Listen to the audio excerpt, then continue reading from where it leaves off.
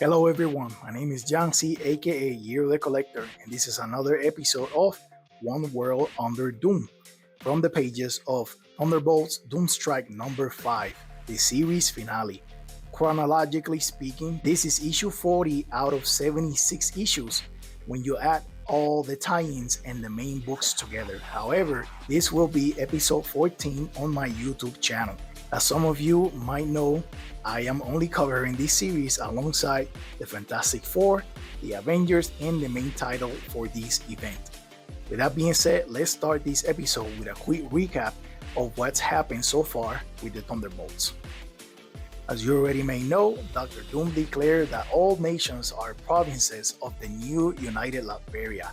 As the world order shifted, Bucky Barnes and his elite team of Thunderbolts might be the last hope for dismantling Doom's new regime. Citizen V, aka the real Contessa Allegra de Fontaine, alongside the original Thunderbolts, are working directly under Dr. Doom.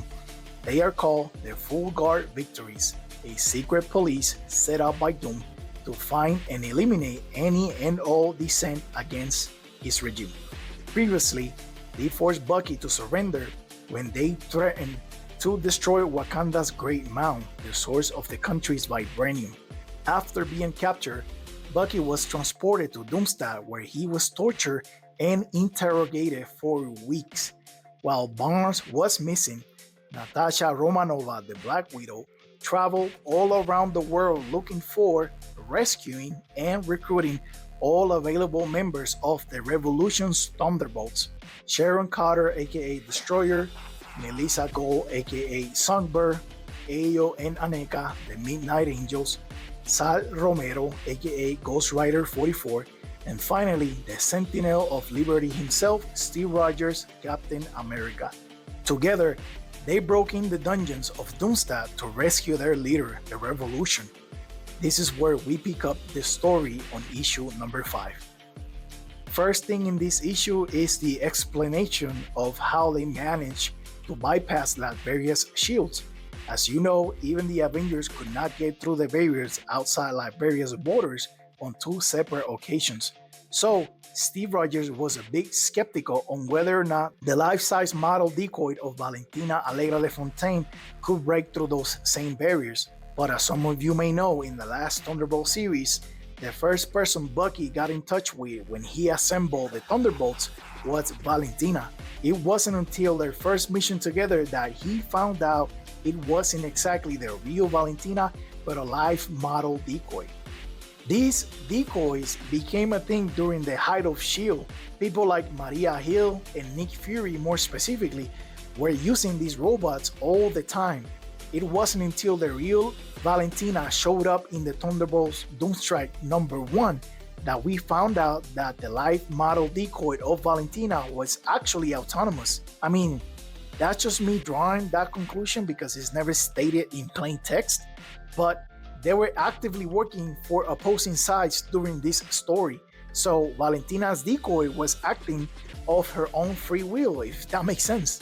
By the time that the Thunderbolts run ended, everyone in the team was aware of this Valentina being a decoy, and not only were they okay with it, but she was also a big contributor to the Revolution's cause.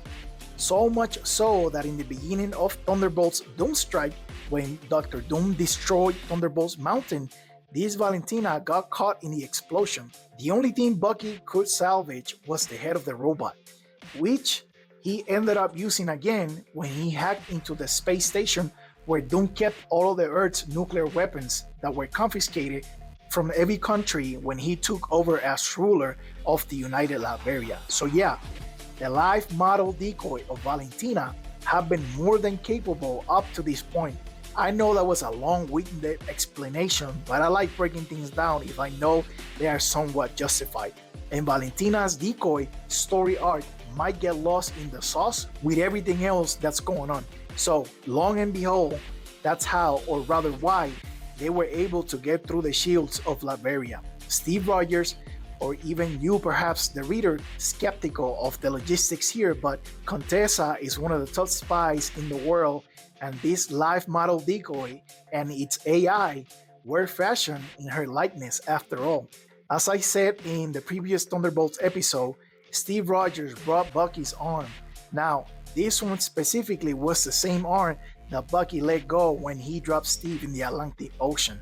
At the time this happened, Bucky also let go of his Winter Soldier persona to become the Revolution on the Outer Circles Council. So, Steve bringing this arm is also a symbolic way for Bucky to return to his Winter Soldier persona.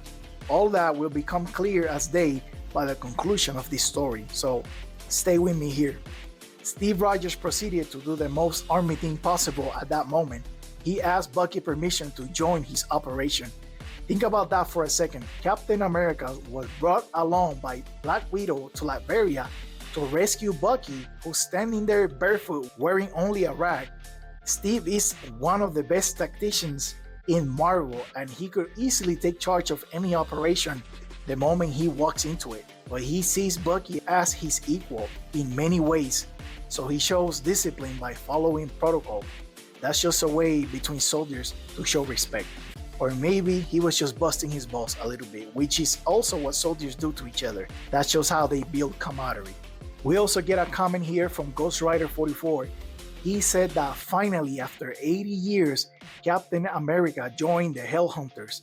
Remember, this Ghost Rider and Bucky were part of the Hellhunters during World War II. One of the things Marvel has kept alive from the Silver and Bronze Age is this tradition of making stories with themes centered around World War II. You got the Howling Commandos, the Invaders of course, and more recently they added the Hellhunters, which I'm told Bucky was on demon time during this particular stretch of his life.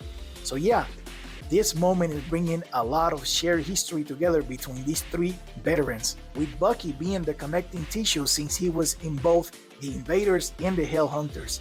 I'm telling you, 15-year-old Bucky was out there doing the Lord's work, killing Nazis. Once the pleasantries are over with, Natasha tells Bucky to suit up so they can flee Doomstadt and Latveria all together. But that's when Bucky said he is calling an audible on the spot. He wants them to flex the mission from a rescue and extraction to search and destroy. The Revolution saw this as the perfect opportunity to burn it all down like they did with the Red Skull. The Thunderbolts infiltrated the castle and took Citizen V down in the explosion.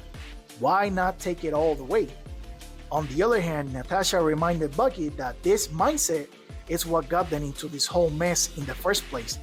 They were both referring to what happened last time they visited Latveria, when they tricked Doom into killing the Red Skull, which in part contributed to the rise of Doom as World Emperor, because from the moment the Red Skull died, he replaced him with a Doombot to have Hydra work for Doom unbeknownst to them. Black Widow of course was right, so instead of doing something extreme, they settled for just breaking a few things on their way out. First order of business, Ghost Rider went into the cells in the dungeon and freed John Walker, aka US Agent, who as you may know had been with the Thunderbolts in the previous run and ended up being captured by Citizen V during a sabotage mission in Texas that went sideways pretty fast. While Ghost Rider released Walker from the dungeons, back on top, the Full Guard Victories, aka the OG Thunderbolts, showed up to rain on the Revolution's parade. Bucky realized this situation had just turned into a full-out firefight, so he changed his mind. Back to Plan A, burn it all down. But before engaging with the enemy, he let out a quick I love you for Natasha, which made her pause for a second because I imagine it's the first time he said it out loud. I'm not entirely sure when they started dating again, but they've been an item on and off through Marvel's publication. I believe their relationship was retconned to begin during the Cold War, when Natasha was still being trained in the Red Room. Bucky was tasked to train her during his OG Winter Soldier days, and they ended up developing feelings for each other. Until of course, the Red Room officials put a stop to it, and they ended up going their separate ways until they saw each other 50 years later. If I had to guess, Bucky professing his love to Natasha just scales the gravity of the situation. Kind of It's kind of letting your loved one know exactly how you feel when you know you might not survive the next couple of moments. As you can imagine, the super soldiers are just passing each other the shield. Yes, that includes Black Widow as well. I don't have time to explain that. Meanwhile, Songbird had her own score to settle. With who? With the Mac Doombot. Why? Because Doom bastardized the memory of Abner Jenkins by making the new Mac 1 an android with Abner's likeness inside of it, or at the very minimum his voice. In issue 3, Fixer claimed that Dr. Doom installed Abner's soul inside the bot, but Songbird was not buying it. I went over the death of Abner and why this is so painful for Songbird in a previous video, but the short version of it is that they were together romantically at the time of Abner's death. So of course this was personal for Songbird. Just when it looked like the revolution was turning the tide on this fight, Citizen V made her entrance to the Thunderbolt Royal Rumble, and she brought an army of Doombots with her. They proceeded to beat the brakes off the Thunderbolts, Revolution's Thunderbolts that is. They were being overwhelmed by the sheer numbers of the Doombot army. Valentina went back to questioning why Bucky just wouldn't give up. That's been part of the course in this series, from Citizen V to Dr. Doom himself. They can fathom what is Bucky's motivation to keep going after taking L after L. But Bucky's like, it's in the name, revolution. That's simplistic, but it's a way to highlight that revolutions are not pretty or conceded without losses or even sacrifice. What makes a revolution successful isn't necessarily the victories, but rather the persistence of the people to fight against the forces that oppress them. Listen to Bucky's own words.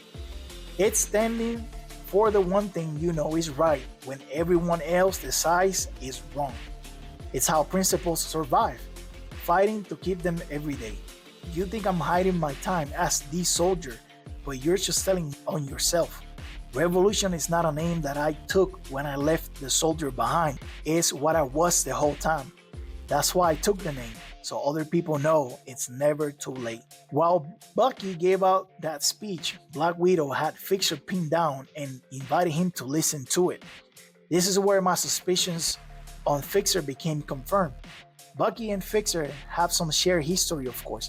They were Thunderbolts together a long time ago, way before the Thunderbolts became the Full Guard victories, way before Bucky became the Revolution. So, if you pay close attention to Fixer's demeanor and the hints laid out by the writers in this run, you can see that Fixer has been always in touch with Black Widow at the very least, right? When they first ran into each other in Wakanda, Fixer tried to justify to Songbird what happened to Abner.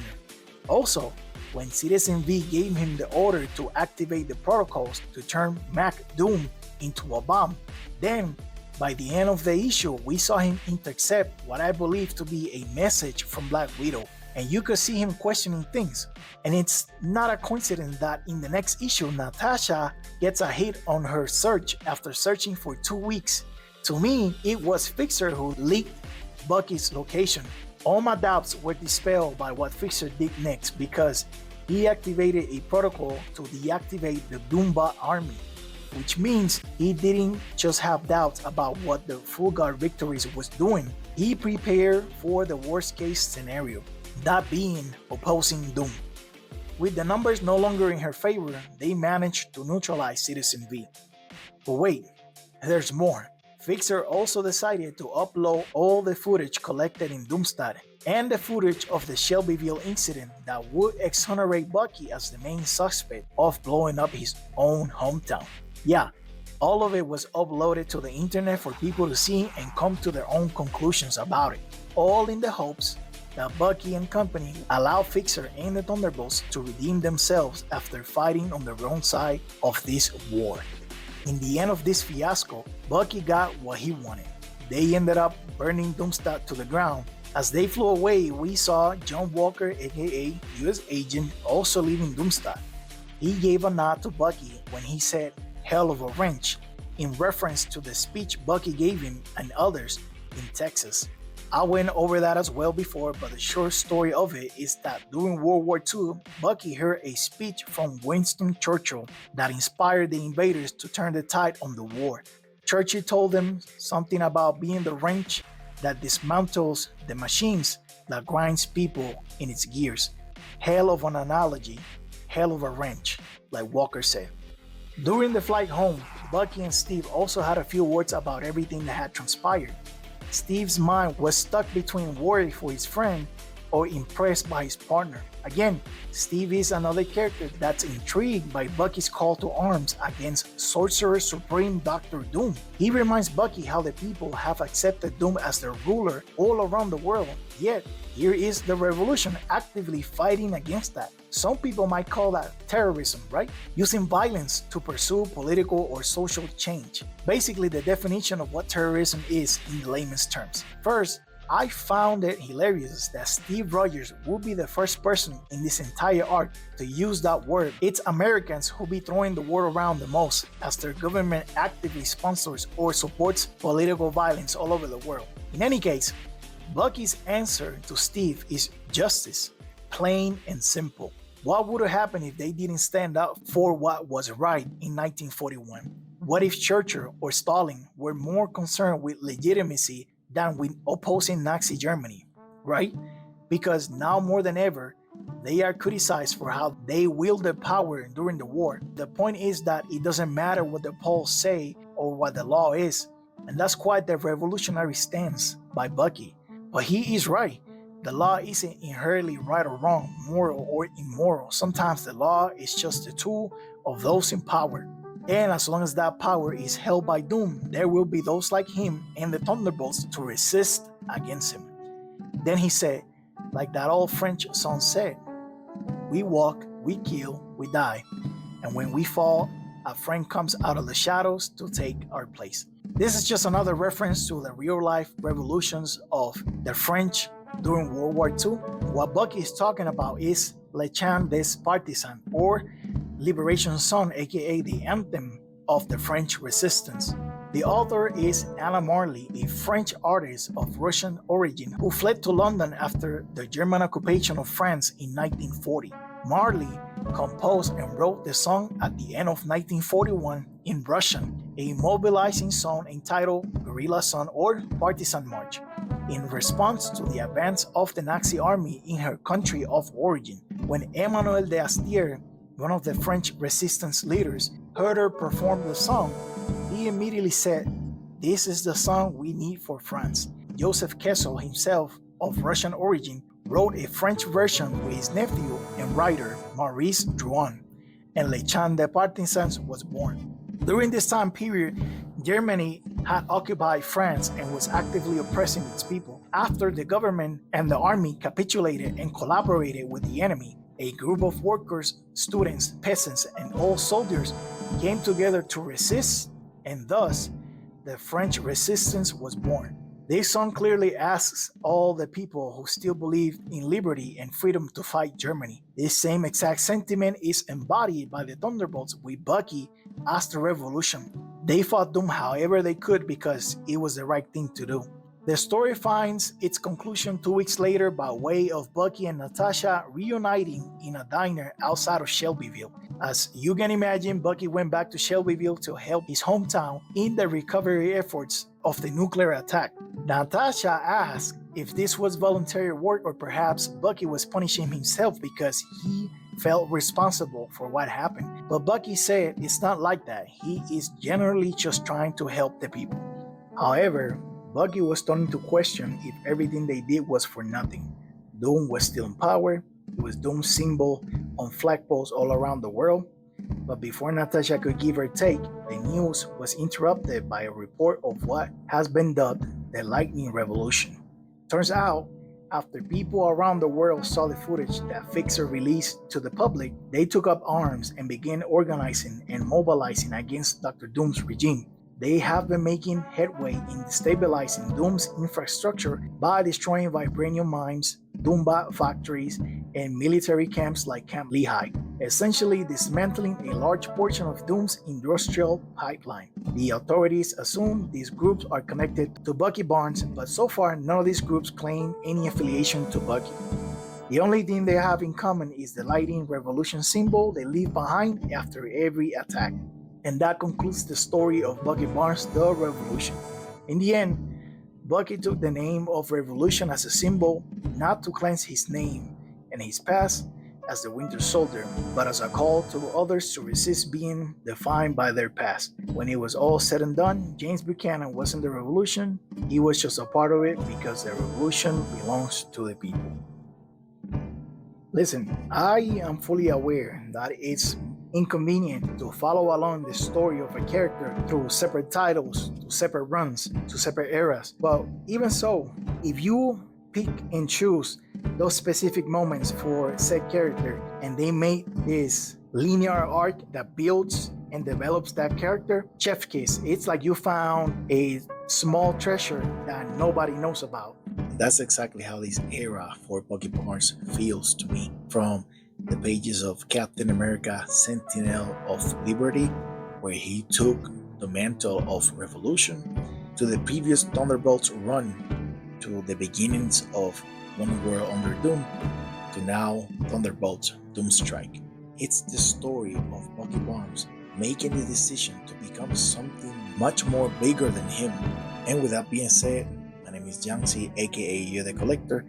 This is it for this episode of One World Under Doom. Thank you for watching. You have a blessed day, and remember to read more comics. Nous écoute.